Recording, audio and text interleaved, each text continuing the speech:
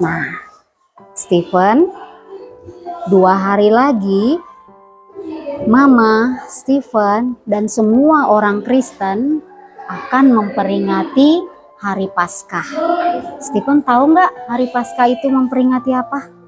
Memperingati Hari kematian Yesus di kayu salib demi menebus dosa-dosa manusia, dan kemudian Yesus dibangkitkan lagi pada hari yang ketiga. Iya. Nah, jadi Mama mau tanya, Stephen, pernah kan kita naik kapal ya? Kemana? ke Samosir. Iya, waktu kita mau pergi jalan-jalan ke Samosir, kita naik kapal. Coba Stephen bayangkan, kalau pas kita di dalam kapal, tiba-tiba kapalnya mau tenggelam. Tapi ada seorang yang menyelamatkan Stephen dengan mengorbankan nyawanya. Stephen harus bilang apa? Bersyukur dan berterima kasih kepada orang itu. Iya, anak pintar. Nah, jadi sebenarnya hanya Yesuslah orang yang mau mengorbankan nyawanya untuk Mama, Papa, Stephen, dan semua orang. Tapi Yesus bukan menyelamatkan yang dari kapal tadi ya, melainkan Yesus menyelamatkan kita semua dari dosa dan kematian yang kita warisi dari Adam. Kok bisa gitu, Ma? Iya, karena itu ada tertulis di dalam Alkitab. Coba kamu baca. Matius 20 ayat 28. Ini sama seperti Yang kenceng. Ini sama seperti Putra Manusia datang bukan untuk dilayani, tapi untuk melayani dan memberikan nyawanya sebagai tebusan bagi banyak orang. Iya, pinter. Nah, jadi Allah mengutus Yesus lahir ke bumi itu untuk menyerahkan nyawanya sebagai tebusan. Dan selama Yesus hidup di bumi, dia banyak menderita. Yesus banyak ditolak orang-orang. Bahkan murid Yesus sendiri ada yang mengkhianati Yesus. Stephen tahu nggak siapa? Yudas Iskariot. Iya, Yudas Iskariot. Ada satu lagi murid Yesus. Ketika Yesus mau diadilin, dia menyangkal Yesus 3 kali. Siapa namanya, Nak? Petrus. Pintar, Petrus. Nah, itu dia. Dan selama Yesus hidup di bumi, Yesus mengajarkan firman Allah. Tapi orang-orang Yahudi membenci Yesus, sehingga Yesus ditangkap dan diadili.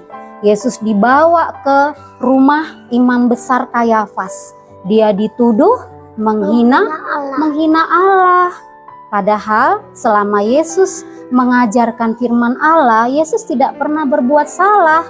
Tapi habis dari rumah Kayafas, Yesus dibawa lagi menghadap Pilatus. Siapa Pilatus? Gubernur Roma. Iya, Pilatus tahu kalau Yesus itu nggak bersalah. Tapi Pilatus takut sama orang-orang Yahudi. Dia membiarkan Yesus dihukum mati.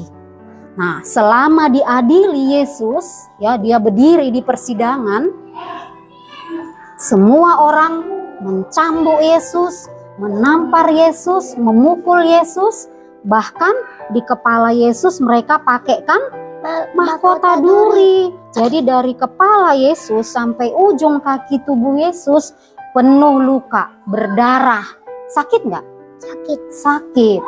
Nah, dalam Yesus mau dibawa ke Bukit Golgata, Yesus masih dipaksa memikul salibnya sendiri. Padahal itu kayu yang berat. Yesus harus mendaki Bukit Golgata. Badannya berdarah semua. Sepanjang jalan darahnya menetes. Sepanjang jalan orang yang melihat Yesus, mereka mengejek Yesus. Nah, nggak sampai itu. Sesudah sampai di Bukit Golgata, Yesus didorong. Dia dibaringkan di atas salib. Kemudian kaki Yesus diapain? Dipaku. Tangan Yesus juga dipaku, lalu Yesus digantungkan di salib. Nah, orang-orang mengejek Yesus, meludahi Yesus. Hei Yesus, kamu Raja Yahudi. Yesus, turunlah dari situ. Orang lain kau selamatkan, dirimu enggak kau selamatkan. Hei Yesus, Raja Yahudi, kamu bilang kamu putra Allah.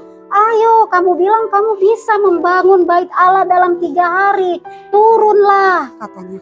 Bahkan 2 orang yang di kanan kiri Yesus yang tersalib itu pun mengejek Yesus. Tapi Yesus balas enggak?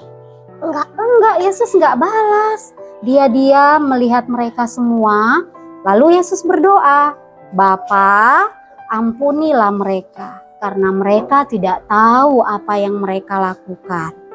Nah, ketika sudah semakin siang, ya udah mau jam 3 sore, Yesus udah kesakitan, dia udah sangat lemah. Yesus berseru kepada bapaknya. Siapa bapaknya? Bapak Yesus? Allah. Dia bilang, Eli, Eli, lama sabaktani. Artinya, Allahku, Allahku, mengapa kau meninggalkan aku? Iya, lalu Yesus sudah sangat lemah. Kemudian Yesus tertunduk dan dia bilang sudah selesai. Kemudian Yesus meninggal. Setelah Yesus meninggal, langit di tempat itu jadi gelap dan terjadilah Gempa bumi. iya, gempa bumi. Bahkan karena kencangnya gempa bumi itu, kuatnya ada di situ bait Allah, sehingga saking goncangan gempa bumi terbelah 2 kubahnya. Itulah kuasa Allah. Dan tak sampai di situ, ya, prajurit-prajurit Yahudi itu masih juga ingin memastikan Yesus itu udah beneran mati atau belum. Mereka mengambil tombak mereka menusukkan ke lambung Yesus.